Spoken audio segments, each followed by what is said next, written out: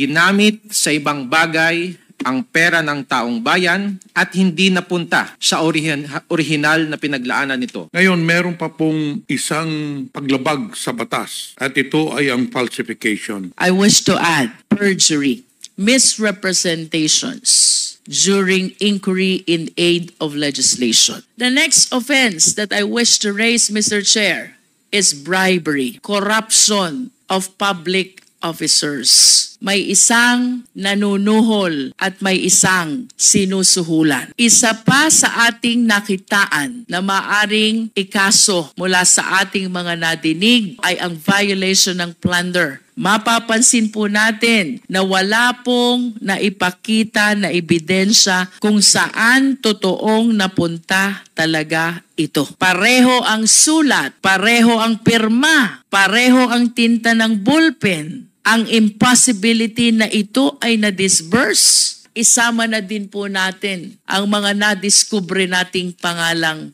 Mary Grace Piatos at Kokoy Villamin na napatunayan na wala sa database ng Philippine Statistics Authority. Ang isang konklusyon na aming nakikita sa mga ito ay hindi tunay, pineke lamang ang mga ito.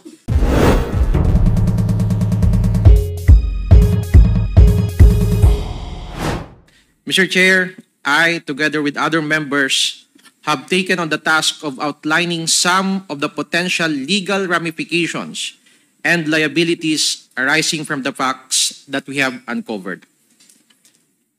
Ang unang krimen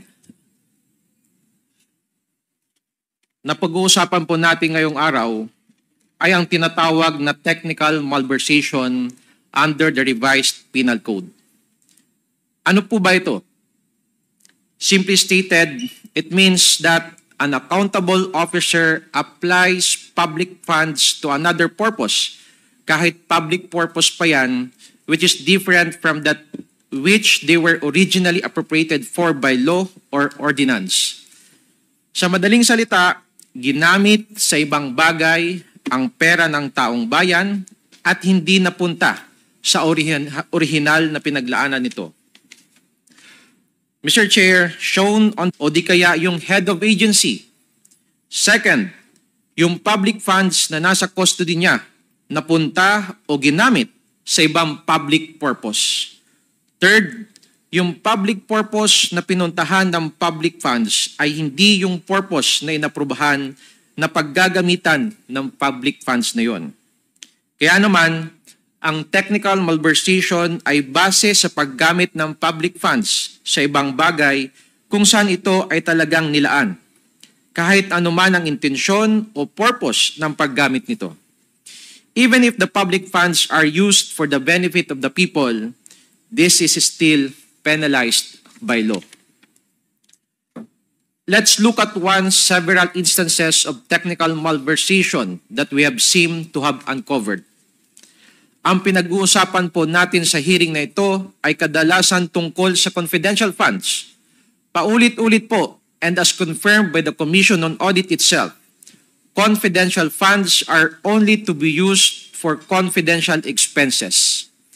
Kaso pagdating po sa Office of the Vice President, yung COA na po mismo ang nag-flag sa pamamagitan ng Notice of Disallowance which says na hindi mapakita ng accountable officers kulang-kulang ang mga binigay na dokumento o ebidensya na magpapatunay o magpapakita na confidential funds were used for the confidential expenses that are allowed under the Joint Circular. Let us emphasize that the Joint Circular requires that the confidential funds must be spent only for confidential expenses like those incurred in relation to national security and peace and order, confidential activities, among others. Such requirement was not complied with by the OVP, katulad ng itong tinutukoy na payment of tables, chairs, desktop, computers, and printers which were not even specified to be for confidential operations. Let's assume na lang po, dahil hindi alam ng SDO kung totoo ba o hindi, na talagang gumastos ng 3.5 million pesos ang OBP para sa mga office equipment na ito. Mali po na confidential funds ang ginamit nila for this. This is clear technical malversation. Mr. Chair, next slide please. Now, this one is very significant po. Presumption of malversation. Of course, there's such thing po technical malversation. Mr. Chair, next slide please. Now, this one is very significant po. Presumption of malversation. Of course, there's such thing po na tinatawag na presumption of malversation, and this is found under revised penal code. At ang ibig sabihin po nito, kapag ikaw, accountable officer ka, you were given custody over public funds at ikaw ang accountable for those funds. Kapag hinanap sa iyo kung nasaan yung funds or saan napunta at wala kang masagot, the law presumes na binulsa mo. Applying Article 217 of the Revised Penal Code, malversation is presumed to have been committed. Kaya kapag accountable officer ka, dapat po napakaingat mo na hinahawakan ang public funds na ito. Hindi mo ito basta-basta ipapasa sa ibang tao. You bear the burden of making sure that the public funds go exactly to the public purpose that they were intended for. Unfortunately, Mr. Chair, when the committee in the hearing last November 25 asked Special Disbursing Officer Acosta and Edward Pajarda on where the confidential funds were spent on, they could not give answer. And worst, they merely stated that they handed it to their alleged respective security officers. Ito mismo ay malinaw na labag sa kanilang tungkulin bilang SDOs na dapat alam kung saan nagagasta ang confidential funds at hindi dapat ito ibinibigay kung kani-kanino man. Kaya naman, walang pwedeng presumption kundi binulsa nila SDOs Acosta at Edward Fajarda along with other employees and key officials of the OVP and DepEd ang confidential funds ng ating taong bayan. Yun lamang po, Mr. Chair. Thank you, Congressman Jill. The Chair would like to recognize the Honorable Johnny Pimentel. Maraming salamat, Mr. Chairman. Mr. Chair, we have already conducted several hearings regarding this matter. In fact, today is the 8th hearing that we are conducting. In the course of our investigation, we have found out that there have been several laws that have been violated in the disbursements of funds. Some of these have already been mentioned earlier by my colleagues. Ngayon, meron pa pong isang paglabag sa batas. At ito ay ang falsification. Ano po ba ang falsification? Sa ating saligang batas,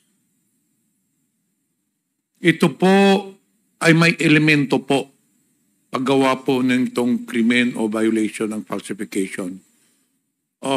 The staff, can you please show the slide? These are the elements of falsification. Number one, the offender is a public officer or employee or notary public. Number two, the offender takes advantage of his official position. And number three, he or she falsifies a document by committing any of the acts mentioned in Article 171 of the Revised Penal Code. Ito po ay when a public officer, tulad po ng ating mga resource persons na naimbita nung nakaraang mga hearings, take advantage of their official positions and falsify documents. Ang mga halaga dito ay mga falsities or mga di katotohanan or fabrication sa mga dokumento among others. At ito mismo ang violation o krimen na nangyari sa loob mismo ng ahensya na dinidinig po natin. Ngayon, ano po ba ang ibig sabihin ng falsified documents? Paano ba ito ginagawa? There are several means to falsify documents under the revised penal code. But let us go to the relevant portions to us right now. This is committed by any public officer, employee, or notary who, taking advantage of his official position, shall falsify a document by committing any of the following acts, causing it to appear that persons have participated in any act or proceeding when they did not in fact so participate. Falsification of documents is committed by making it appear that persons have participated in any act or proceeding when they did not in fact so participate. Ito po yung nakita natin ng mga obserbasyon sa mga hearing, sa mga fraudulent at bogus po ng mga acknowledgement receipts. Next slide please. Naalala po natin lahat ang kakaibang pangalan na si Mary Grace Piatos. The person that obviously does not exist. Walang record ang PSA sa kanya, yet her name appears in the acknowledgement receipts submitted po to liquidate the confidential funds. Obviously, it was made to appear that she participated in this acknowledgement, despite the fact that she does not exist. Clearly, Mr. Chair, this is falsification. Next slide, please. Pag-usapan po din natin si Kokoy Villamin, the person po na ating na-highlight from the previous hearings who got confidential funds. As pointed out by Congressman Adyong, magkaiba po ang signature and handwriting niya sa parehong AR. This cuts doubt on whether Kokoy Villamin, if he does exist, really was the one who signed both ARs or even any one of these ARs. Hindi ka paniwala na basta-bastang nagbago na lang ang pirma ng isang tao. Again, it was made to appear that a person, itong si Kokoy Villamin, participated in these supposed payments at acknowledgement receipts when the truth, he did not. Madami po tayong examples sa mga potential counts of falsification dito sa ating hearing.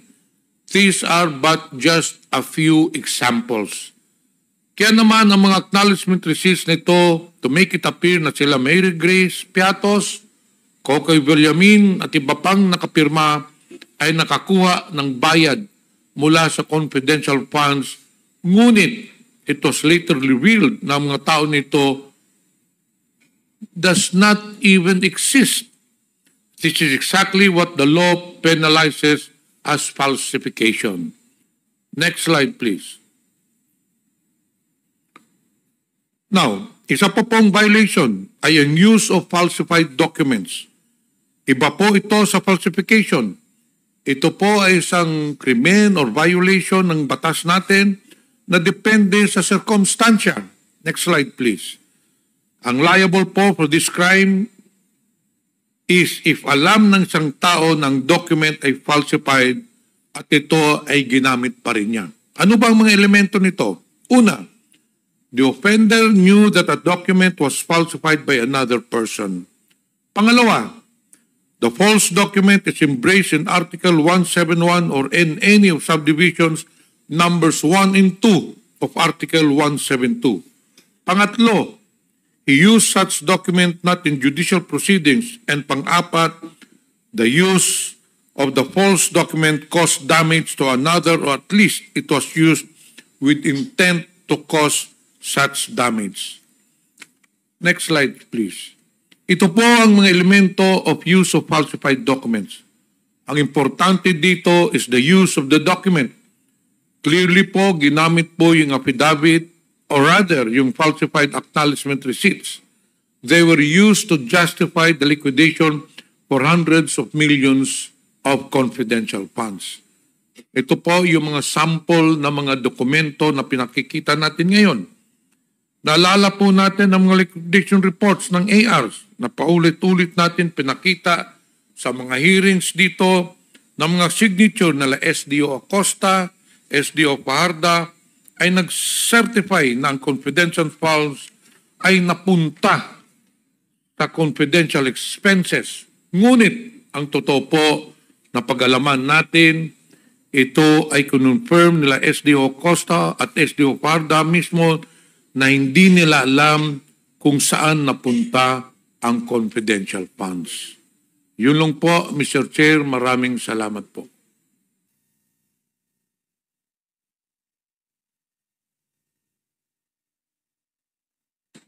Thank you, Congressman Johnny Pimentel. The next to present is Congresswoman Jinky Luistro. Thank you, Mr. Chair. I just want to reiterate, while it has been said repetitively already, that our ultimate objective here in conducting this inquiry in aid of legislation is to be able to enhance existing laws, come up with new ones if the need are determined, Mr. Chair. Nevertheless, we cannot brush aside, certainly, all the abuses and infractions that we have identified during the course of our inquiry in aid of legislation. And in addition to the offenses which have been raised already by our esteemed colleagues, I wish to add perjury. Perjury can be committed orally or in writing. If it is orally, the perfect example or illustration, I believe, are misrepresentations during inquiry in aid of legislation. We often hear this: you will be committing perjury because all resource persons in inquiry in aid of legislation and even in all forms of investigation, we place them under oath. At ang lahat ng pagsisinungaling while under oath, we call it perjury. Again, the best illustration of an oral perjury are those committed by resource persons appearing in this investigation while making several misrepresentations. However, Mr. Chair, when it comes to written perjury, I wish to break down the elements of this offense so we can better illustrate how this is determined. And talking about elements, Mr. Chair, as we can see from the screen, there must be a sworn statement. It must be made under oath. The statement contains deliberate assertion of falsehood, and the false declaration is with regard to material fact. Mr. Chair, in the course of our investigation, the special disbursing officers, sina Ginoong Edward Fajarda at Ginang Gina Acosta, have plainly asserted na wala raw silang alam kung saang mga aktibidad ang pinaglaanan ng confidential funds. Can we please flash the certifications? Ayon sa kanila, basta-basta lang raw nila sinunod ang utos sa kanila ng ating Vice Presidente na ipasa ang confidential funds in the total amount of 612.5 million pesos, lagpas, Mr. Chair, sa kalahating bilyon sa ibang tao na siya raw na mahala at nag-disburse nito. Pagkatapos ay ipinasa lang din ng mga SDO sa COA ang mga accomplishment reports at ang mga acknowledgement receipts na ibinigay sa kanila.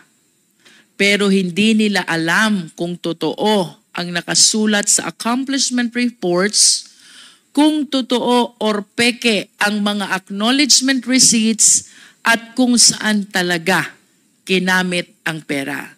We have witnessed this, Mr. Chair, during the interpellation of SDO Edwin Fajarda of the Department of Education, as well as SDO Gina F. Acosta of the OVP.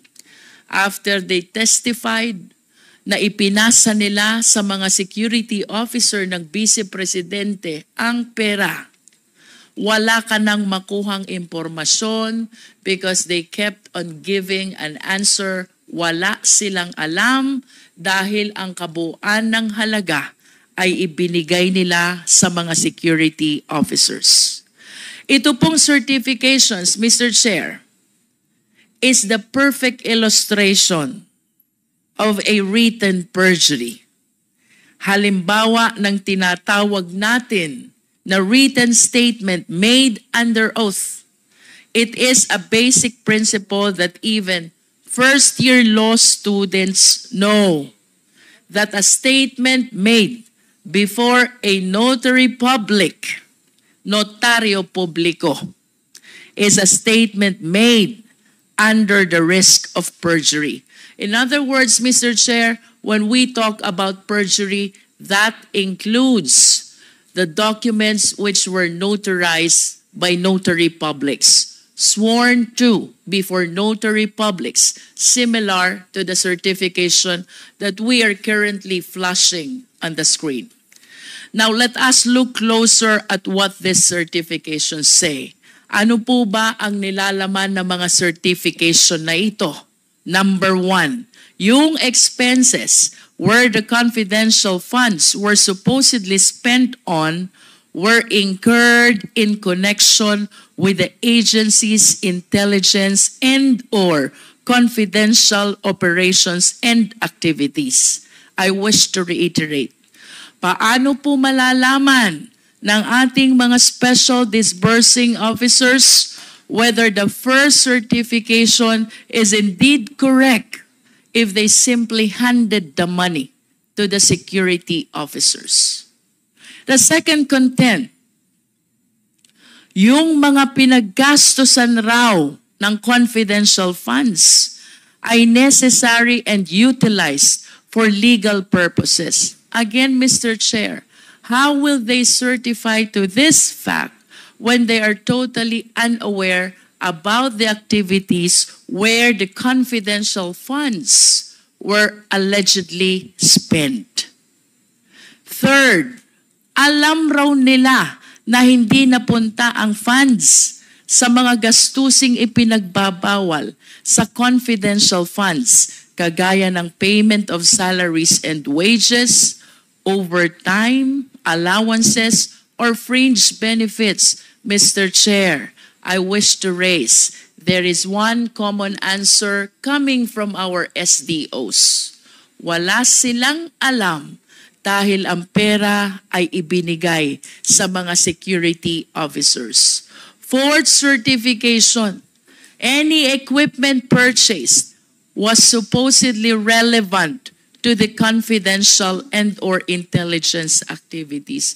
Mr. Chair, suffice it to say that the SDOs are totally unaware of how the confidential funds were spent, primarily because they were not the one who disbursed the same. E paano po nila patututuhanan ang nilalaman ng mga certifications na ito? Certifications which were sworn to before a notary public.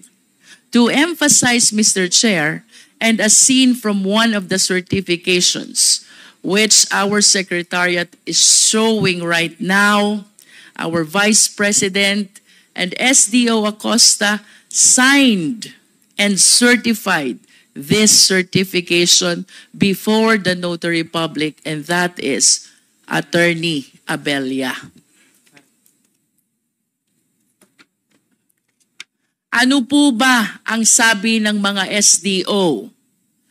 We all learned from the hearing on November 25 that while SDO Acosta did encash the check, according to her, wala po siyang alam kung saan napunta yung confidential funds kasi po ito ay turn over sa VP SPG. Mr. Chair, this is totally, if not completely, contradictory to the contents of the certification. It's the exact same story for Mr. Fajarda of DepEd, Mr. Chair. Sabi po nila, Ms. Acosta at Mr. Fajarda, sa ating pagdinig na hindi talaga nila alam kung saan ginastos ang pera. In other words, malay po ba nila kung napunta nga ba sa intelligence or confidential operations and activities ang pera? Malay po ba nila kung totoo yung mga pinagsasasabi na accomplishment report, liquidation report, and most importantly, certification? But they signed it, Mr. Chair. They signed them under oath. This means, Mr. Chair, that Ms. Acosta and Mr. Fajarda did not only violate the joint circular, they also lied under oath dito sa kanilang certification. They did this not just once, not just twice, but thrice for Mr. Fajarda. And for Ms. Acosta, I have to state, she did it 4 times. Paulit-ulit silang nagsinungaling sa kanilang certifications, Mr. Chair. The next offense that I wish to raise, Mr. Chair, is bribery. And we have to take this in consideration with the counter offense, corruption of public officers. Simply stated, Mr. Chair, sa isang korupsyon or anomalya, may isang nanunuhol at may isang sinusuhulan.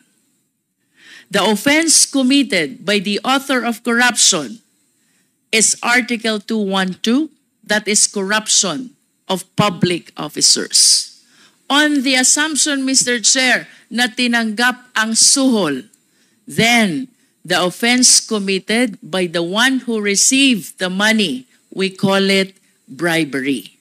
Let us discuss first bribery, Mr. Chair. Ano ang elements ng bribery? There must be a public officer. The accused is a public officer. He received directly or through another some gift or present. The receipt was in consideration of his commission of some crime, and that relates to the exercise of his function as a public officer. Of course, kailangang ma-mention ang mga krimen ng mga nagsuhol at mga nagpasuhol. Ito po ang mga elements ng bribery. Malamang lahat ng mga tao na naimbestigahan natin ay public officials who receive amounts of not just any money, but possibly of confidential funds as well. Corruption of public officers. Siyempre, kung may mga tumatanggap ng suhol, may mga nagsusuhol. Sila naman po ay magiging liable sa krimen ng corruption of public officers.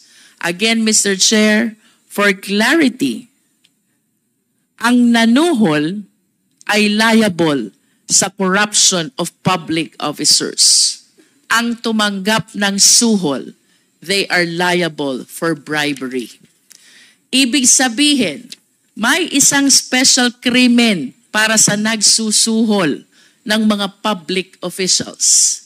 Tingnan po natin, parehas lamang ang penalty na ini-impose sa mga nagsusuhol at sinusuhulan as provided under Article 212.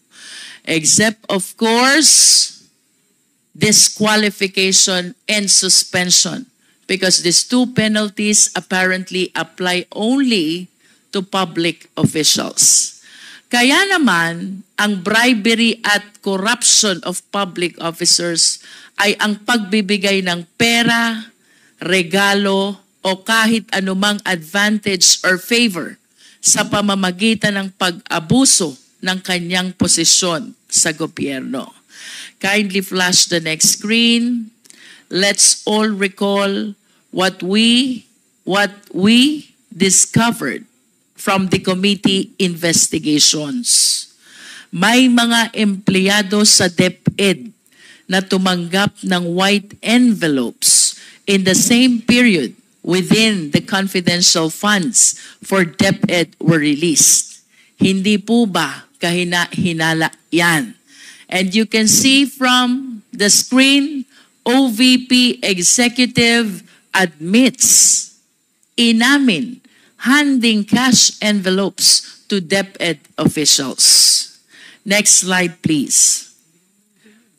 We may recall it was former USEC Gloria Mercado who first revealed to us that she received 9 envelopes with 25,000 in a span of 9 months. Ito'y ibinigay ni Sunshine Fajarda, ang mga envelopes kay USEC Mercado, at sinabi na galing ito sa Vice Presidente Sara Duterte.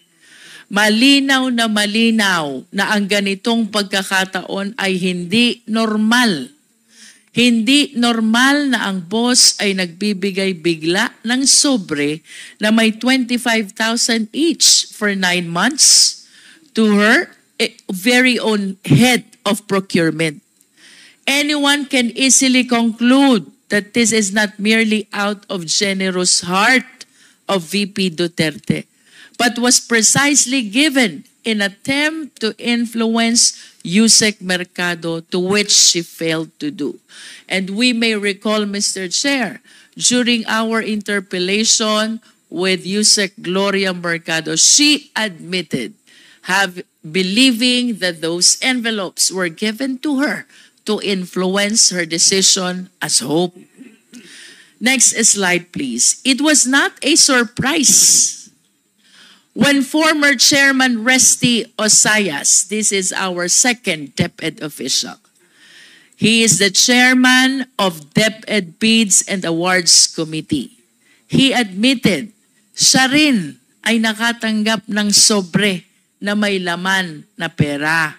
Again, another key official in the procurement process of the DepEd. And yet again, another act of corruption plaguing in the DepEd.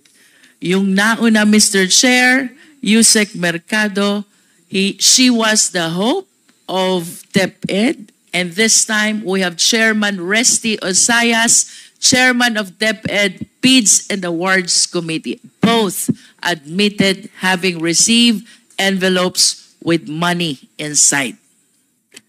Next slide, please. Of course, sino pong makakalimot sa ating Chief Accountant ng DepEd, Ms. Runa Catalan. Like former USEC Mercado, like Mr. Osayas, Ma'am Catalan received the same number of envelopes containing the same amount of money in the same period of February to September 2023. Again, another key official in the DepEd who necessarily deals with the public funds of the DepEd was blinded by an alleged gift from VP Duterte.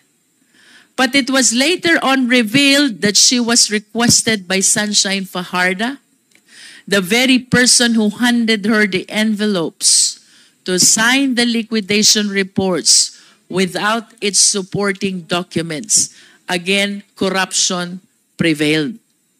Mr. Chair, in line with the issue of bribery and corruption, I wish to manifest that there is a chance that the three key officials of DepEd, who I previously mentioned, Yusek Mercado, Mr. Osayas, Ms. Catalan, were not only employees of DepEd who receive envelopes with cash. I believe that it is only a matter of time. And I hope that light be shed on this alarming revelation. Tayo po'y naniniwala na hindi lamang ang tatlong opisyales na ito ang tumanggap ng envelope na may lamang pera mula sa ating Vice Presidente. Ultimately, Mr. Chair, is the crime of plunder.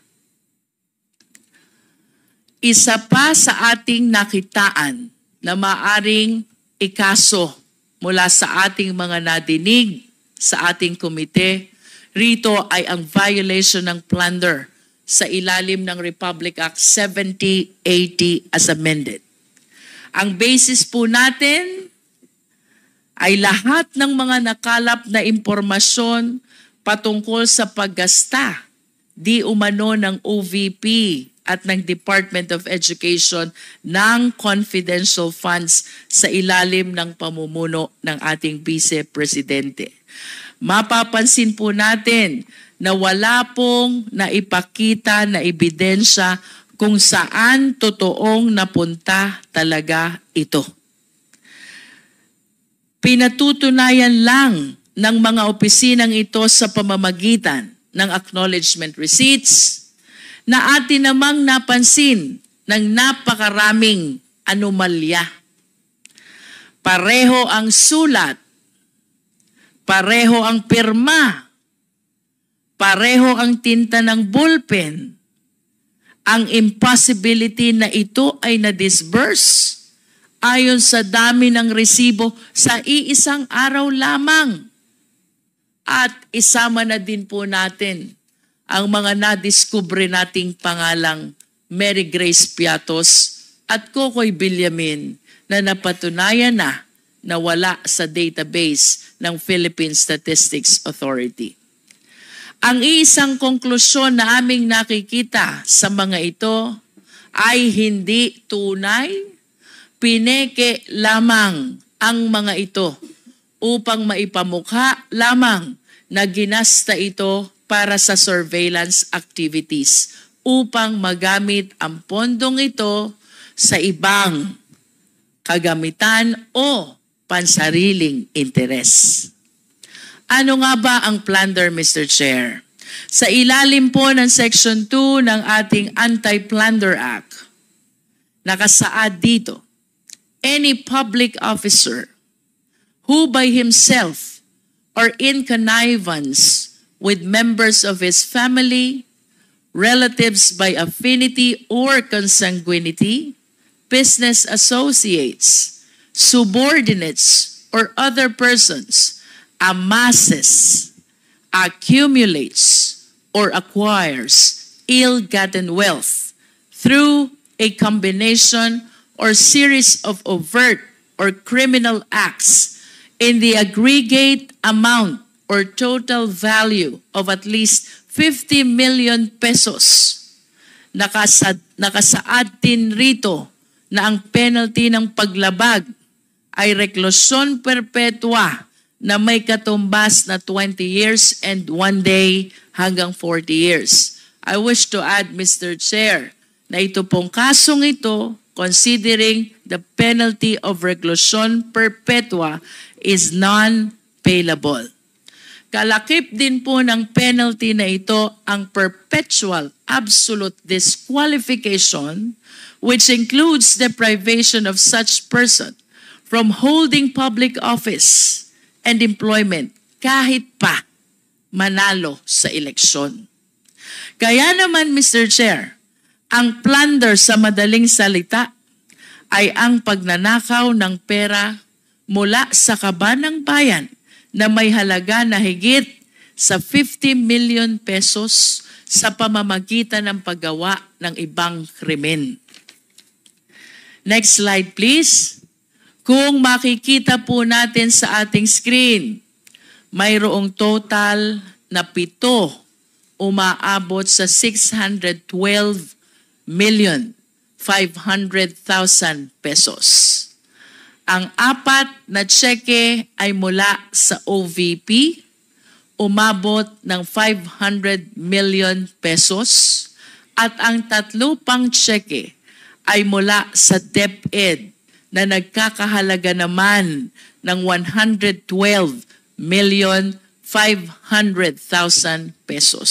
Mr. Chair, ang nabanggit na halaga 612,500,000 pesos, lagpas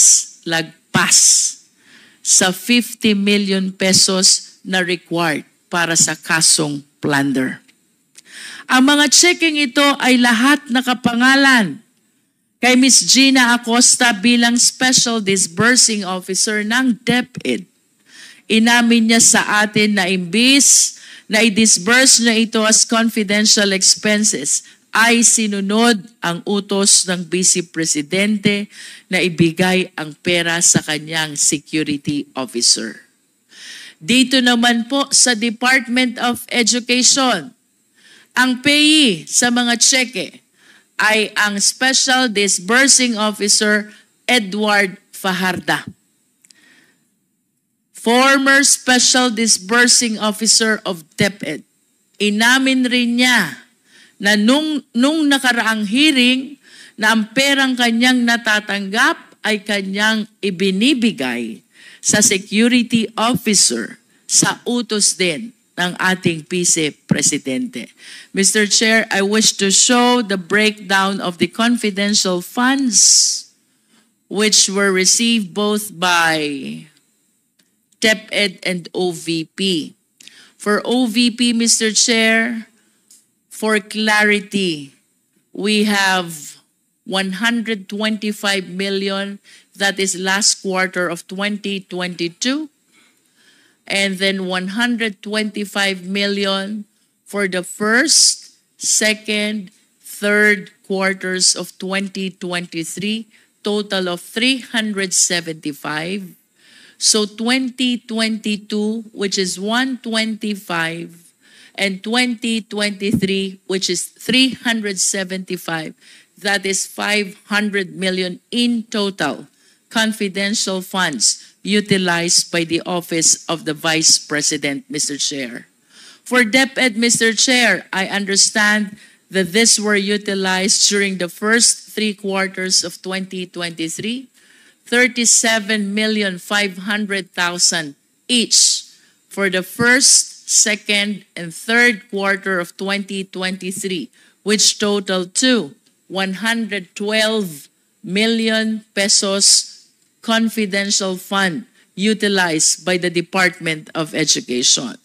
In total, Mr. Chair, ang kabuang halaga po na ating naimbestigahan pertaining to the utilization of confidential fund is 612,500,000 pesos. Napakalaki at nakakalula. And to be very candid, Mr. Chair, ilang bata na sana ang ating napakain. Ilang bata na sana ang ating napaaral. At ilang pamilya na sana ang ating nabigyan ng bahay.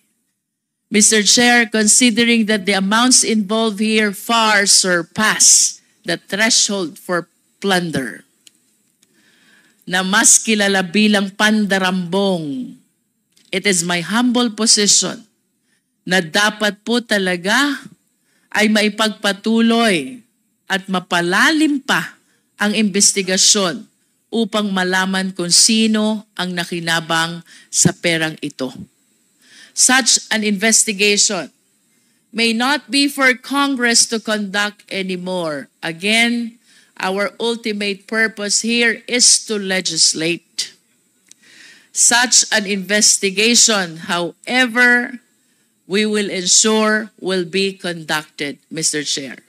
Hindi po basta-basta ang mga pangyayaring natuklasan natin rito. Finally, Mr. Chair, ayon po sa isang Supreme Court decision, this is Macapagal Arroyo versus People, GR numbers 220598 and 220953, dated July 19, 2016. On the crime of plunder, napag-usapan po dito ng Supreme Court ang will, conspiracy na nagaganap in the commission of plunder. Kaya kung may pagpapatuloy po ang investigasyon, maigi pong matingnan kung sino po ba ang hub, sino ang mga spokes, ilang conspiracy po ba ang ating pinag-uusapan. In other words, Mr. Chair, we will look forward that as the other agencies conduct an in-depth investigation on this, we will look forward sino ang hub, sino ang sentro, sino ang nakikinabang dito sa alleged will conspiracy na ito. Maraming salamat, Mr. Chair.